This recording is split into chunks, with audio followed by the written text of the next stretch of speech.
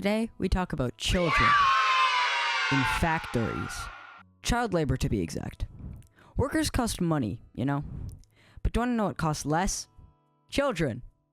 And because employers are cheap as hell, they decided to employ children who are much cheaper than adults. These being literal children, sometimes as young as 6. What did you do at 6? Play outside? Call of Duty? Eat food all day? Probably not work 12 hours in the factories. Good work experience. Now think about that real hard for a minute. A 6-year-old operating the dangerous machinery at your local construction site. Think about how well a child could drive a forklift, let alone a whole damn crane. Now that is basically what used to happen before 1933 when British Parliament passed an act banning child labor. The Industrial Revolution started in around the 1800s.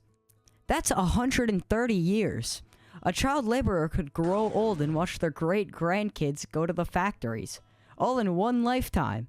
Now if you don't think that's crazy, they were also British.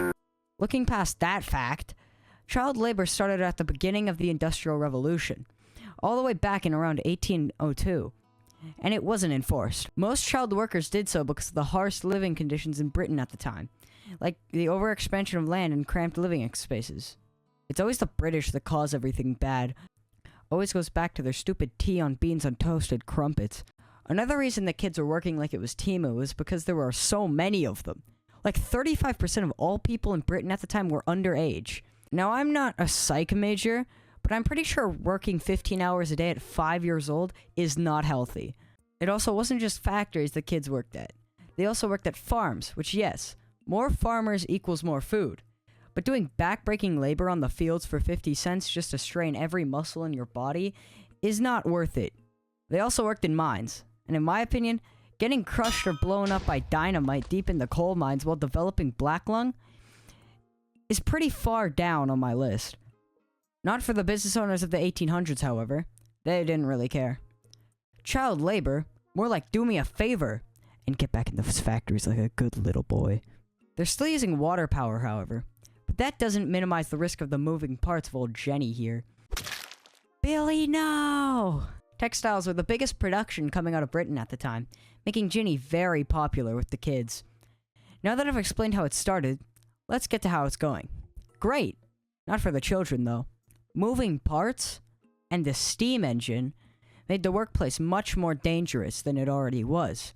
And this was way before the EDP 445 DLC was released. Actually coming out here to pick up a cupcake and then go back home. There were a few photographs of kids during the revolution. And just look how sad these look. Here's a girl working on one of those sewing machines I mentioned earlier. It looks like Weenie Hut Juniors is on the other side of that wall the way she's staring out that window.